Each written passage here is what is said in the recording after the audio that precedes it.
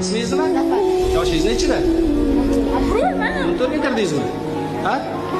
Maktabda o'qiysizmi? Necha sinfda o'qiysiz? Qaysi maktabda? İkinci kariyerinde.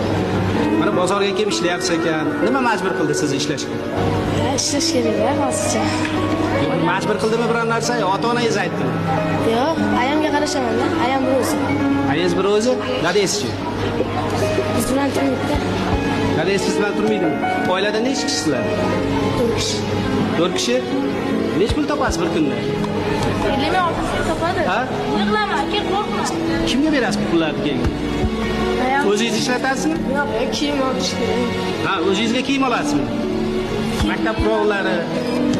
Majbur bo'lib chiqyapsizmi ishga? Shunaqa. Voy, hozircha-da.